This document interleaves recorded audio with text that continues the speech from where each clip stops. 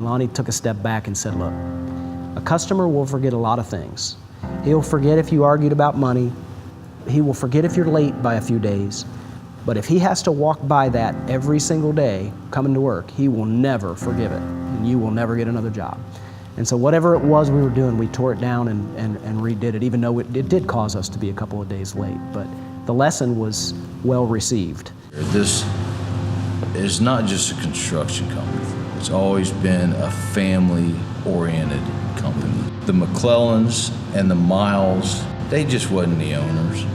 Tim and Matt has been like a brother to me. And Lonnie and Terry, has been like fathers. Lonnie was there, and I do remember him saying, look, this isn't worth an argument. Let's make it right. Let's tear it out. We'll just do it again, get it done, and make the owner happy. And there's just never a question of whether or not you do it right. Both Terry and Lonnie have been my mentors. They were great people to be around and to grow up with and to have a career with. What they taught us is that you always do the right thing, you do it every day, and sometimes the hardest thing in the world to do is the right thing to do. They taught us all to finish what we started, no matter how difficult it become. He had me shovel the sidewalk, and I shoveled a path that matched the other neighbor's path. It was one shovel wide, and he came out and read me the riot act because any job worth doing was worth doing right. 20 years later with Owen shoveling the sidewalk, I went, no, you gotta do edge to edge all the way. And he's like, I'm like, oh my God, I've become my dad. I'm like, how did that happen? The bar has always been set high for this company. If you start it, you finish it. You walk away proud of what you've done.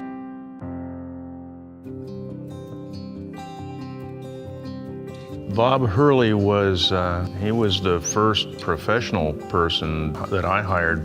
And in another year, I said, boy, we're overloaded. We really can't do it all.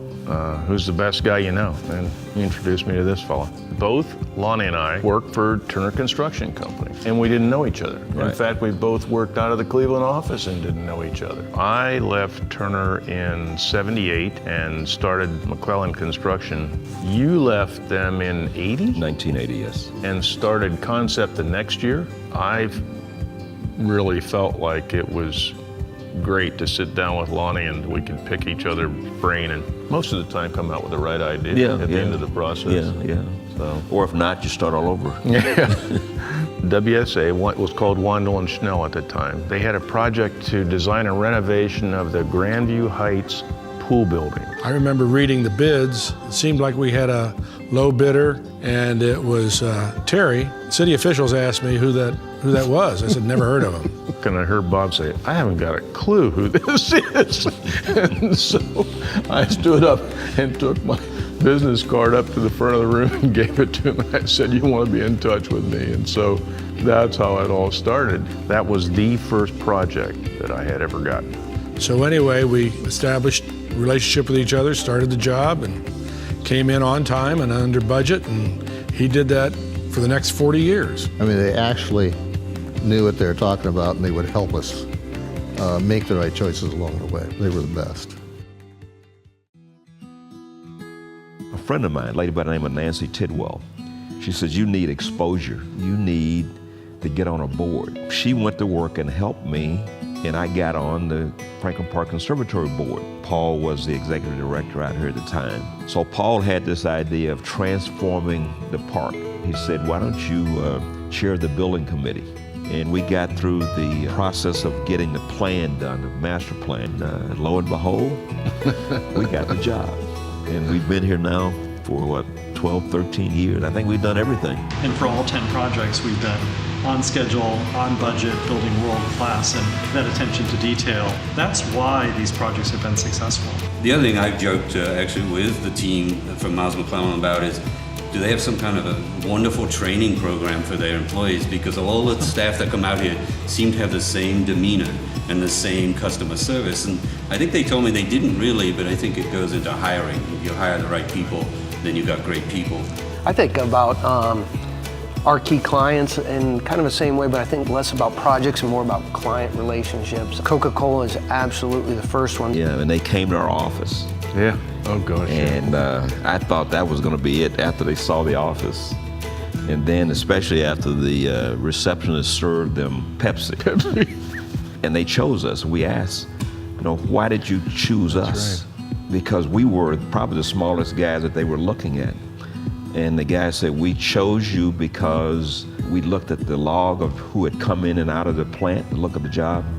He said, you had been in here at least twice as many times as your competitors. So we figured you knew the job better than anybody else. And they gave us a job, and that turned into like almost a 13-year run. Yep. These are projects that really were landmark jobs. Like the one you sold to Honda. I was sitting at home one day, and I think it was on a weekend, and a guy named Tony Piazza from Honda called me up, and he said, hey, how'd you like to build an aircraft factory? I said, we've never built an aircraft factory. And he said to me, he says, well, and we've never built airplanes either. So let's give it a shot. Our first job for Honda was a bathroom renovation.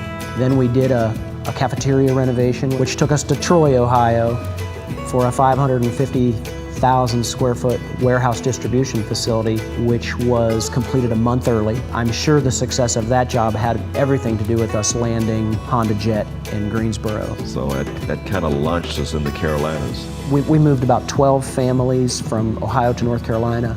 We hired 12 families in North Carolina to start the core of that business. So the bar has always been set high for this company as far as integrity and quality and all those things, because that was one thing that was instilled in me from day one. You do good work. I mean, we built this building. You'll see this building for a long time to come, much longer than all of us. When we got to the point where we had 40 or 50 guys that cared as much as we did about one another, it was a family. We were all family at that point. And that's what laid the foundation for customers like Coca-Cola, Honda, all those big name customers. Ohio State. Ohio State that we got all those relationships with. Right. We couldn't have done it without each other. We have fathers and sons working for us. We've had people with 25, 30 years tenure. JJ Eubank and Jimmy Riley graduated high school the same year as me, and they've never had another job. So I started looking over the history of the company back into the 80s when I first came. We'd be small, we'd have great projects, we would start to grow, middle management would get added, and then we would dip off, and then we would shrink, and we would grow again, and then shrink, and we did that about 3 times. And so in 2012, we came up with this idea of going back to the roots of the company, and we developed what we eventually called impact teams, which are small, strategic teams, about 6 people large, 6 to 7 people.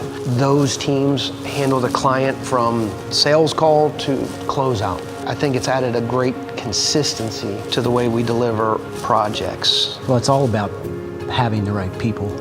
Because if you think of Dad and Lonnie as the first impact team, then you think of how good those guys were and how much they cared and how much their name was involved and how much the pride that they took in every single client and every single project. And it's about replicating that with the right people around you. And it's tough to find those people, but when you do, you better hold on to them.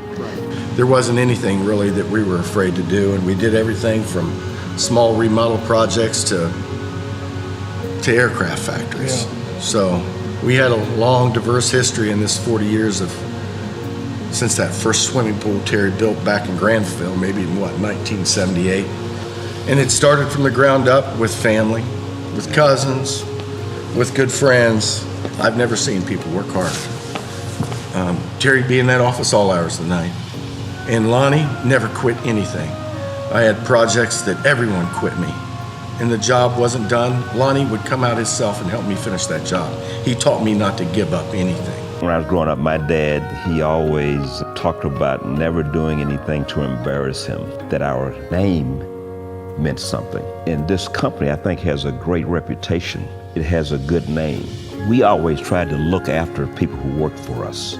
It wasn't about making money. It was about doing the best you can and delivering a great product.